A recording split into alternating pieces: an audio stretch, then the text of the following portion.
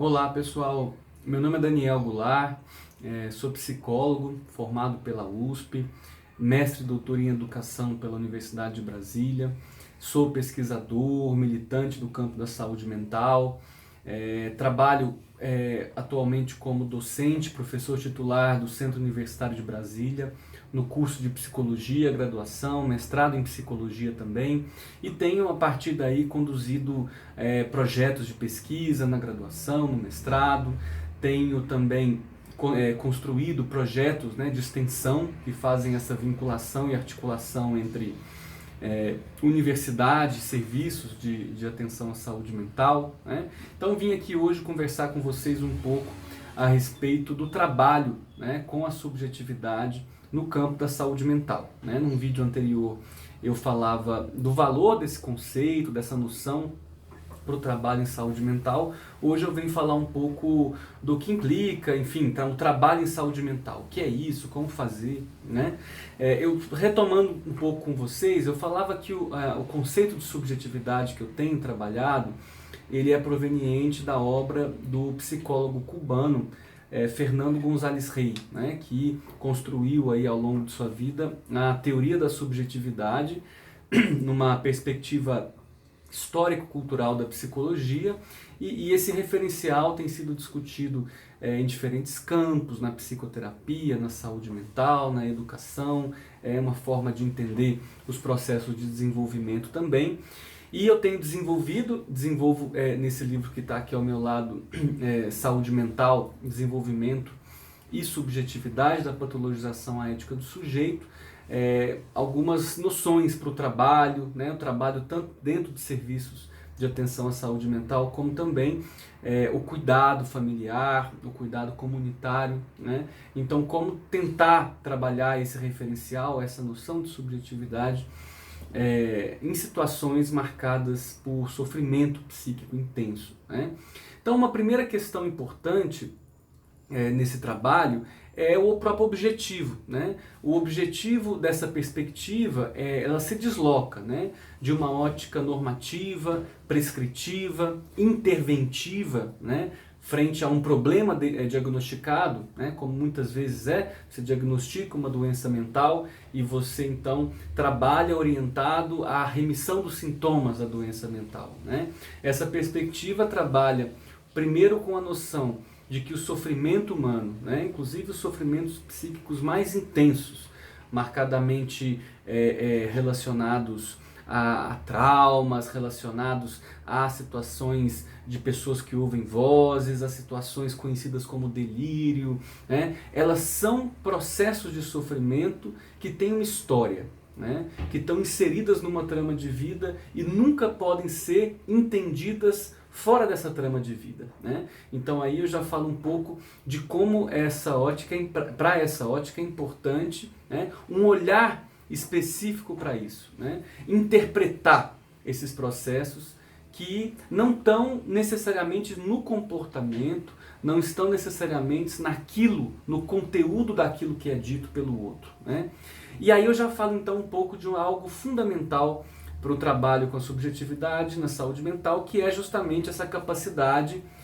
de construir interpretações, Isso o professor Fernando González Rey chamava da metodologia construtiva interpretativa, que tem como princípios básicos, ancorados no que ele chama de epistemologia qualitativa, mas eu não quero entrar em termos técnicos muito aprofundados com vocês aqui, só falar um pouco das características desse trabalho, Primeiro, é um trabalho fundamentado no diálogo, em processos de comunicação no qual exista um mútuo interesse, de construção de um vínculo, de construção de processos que vão acontecer no diálogo, não fora dele. Então, é impossível, do ponto de vista da subjetividade, eu ter uma intervenção específica para um problema específico, para casos com tais características, fazer tais e tais ações, Isso não faz nenhum sentido nessa perspectiva, porque primeiro eu preciso entender, por mais que as pessoas tenham expressões de sofrimento comuns, o choro, por exemplo, situações de pânico, por exemplo, situações de dificuldades de relacionamento, na sexualidade, são problemas que aparecem de formas comuns. Mas na base desses problemas tem histórias de vida pessoais, relacionais, questões culturais que são sumamente singulares, né? E eu preciso dialogar, entender o que é isso, né? Me interessar por isso primeiro, né? Numa perspectiva de entender que o meu trabalho, quanto mais bem qualificado ele for, melhor eu vou me qualificar para esse diálogo, né?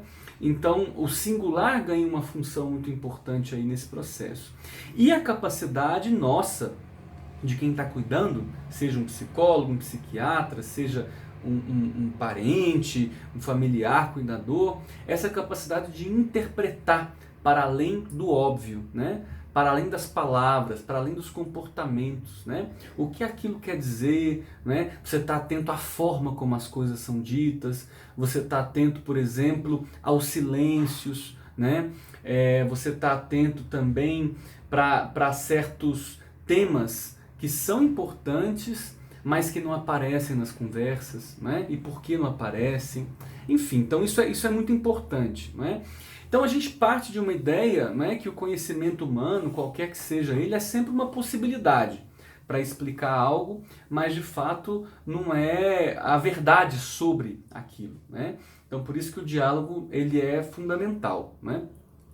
E como é importante a gente começar um trabalho nessa ótica? O professor Fernando falava muito da construção do cenário social da pesquisa, que é esse processo de construção de vínculos, né, de estratégias que eu vou para construir um vínculo que vai me permitir o diálogo com os participantes da pesquisa. Mas eu penso que seja muito importante, né, nessa mesma linha que ele diz, pensar na construção do cenário social da ação, né? Seja ela uma ação profissional, seja uma ação de cuidado no âmbito familiar, afetivo, de amizades, né? Primeiro, essa ideia de que nenhuma forma de trabalho com a subjetividade ela prescinde do afeto, né? Esse vínculo, esse espaço de confiança que se gera entre as pessoas, uma comunicação autêntica, né? No qual as pessoas envolvidas elas estão implicadas, elas se sentem engajadas, né? Então não existe uma intervenção específica para eu fazer que vai necessariamente me dar certo resultado, né? É importante ir acompanhando esse processo que é a base daquilo que a gente considera então um trabalho que considere a subjetividade, né? O posicionamento reflexivo, crítico, ele é muito importante também, né? E não é uma crítica destrutiva, queixosa, não é? São processos de abertura que a gente pode construir, favorecer com o outro, né? Que a gente não sabe aonde vai dar a princípio, mas acompanhando o processo dele, tensionando com certas questões, com certos posicionamentos, com certos desafios, inclusive, né, de fazer algumas atividades juntos, por exemplo, né, isso pode mobilizar processos que estão paralisados do ponto de vista subjetivo, né? Mobilizar novos interesses, novas formas de sentir a experiência, isso é muito importante, né? Então, algumas sugestões, né, para essa construção do cenário social da ação. O primeiro lugar é o despojamento desse lugar do especialista, né? Tem psicólogos que continuam trabalhando nessa perspectiva, psiquiatras, enfermeiros, etc., né? É nessa ótica de que eu sou um profissional, logo eu sei o que é melhor para você. Ou eu sou sua mãe ou eu sou seu pai, logo eu sei o que é melhor para você. Tem que me escutar, né? Eu acho que você se despojar desse lugar é algo que favorece muito o acolhimento, né? E favorece muito uma postura de quem está cuidando também, que está afinada à escuta, ao interesse, à disponibilidade para o outro, né? Para algo que ele vai me informar, para algo que ele vai me dizer, e de fato eu não sei o que é ainda. Portanto, é algo com o qual eu vou aprender também, né? Para além de uma escuta passiva, né? Não é só escutar, tá lá com ouvidos abertos e de alguma forma simplesmente se interessar por ser uma orelha ambulante. Não, é a ideia mesmo de que a partir dessa escuta, né, você pode projetar um caminho no qual vocês vão estar juntos, né? Um caminho de possibilidades que implica iniciativas, que implica ações, né? Mas a construção coletiva, a construção conjunta de algo que sozinho seria muito difícil de construir. Isso é fundamental, né? E nesse mesmo sentido, o trabalho para além das caixinhas, para além dos muros dos serviços, para além do consultório físico, né?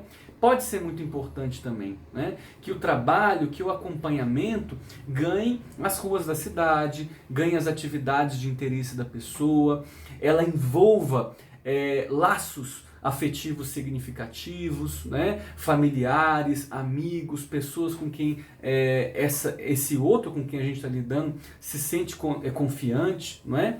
Pode ser inclusive outros profissionais, né? Eu acho que esses são princípios básicos, né?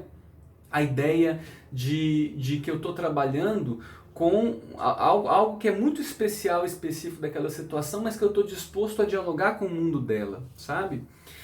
E algo também que eu queria terminar com isso, que rompe com a lógica, muitas vezes, dos serviços de saúde, de encaminhamento, né? Você está aqui, não, o seu problema diz respeito ao outro serviço, o outro serviço te encaminha para o terceiro. E aí, assim por diante, vai numa roda viva, onde acontece tudo menos o cuidado, né? Então, essa perspectiva do cuidado se assentar num princípio da continuidade, né? Ou seja, eu estou aqui hoje e eu estarei aqui amanhã, sabe? É certo que a gente nem sempre pode garantir a presença e a assiduidade, a frequência que a gente gostaria, mas realmente a gente dá uma perspectiva de um vínculo que vai se manter, que não vai se romper, como vários outros processos eventualmente na vida da pessoa se romperam, é algo muito importante em situações de fragilidade na saúde mental, né? As pessoas muitas vezes já estão se sentindo muito sozinhas, já estão se sentindo muito desesperadas, portanto, somente o fato de ter uma relação com a qual ela sabe que ela vai poder contar amanhã, isso já é muito importante, né? Então esses são alguns princípios básicos da ação, né? Do trabalho com a subjetividade, e certamente a gente vai ter a oportunidade de ir aprofundando essa conversa em próximas oportunidades. Obrigado, pessoal. Um abraço.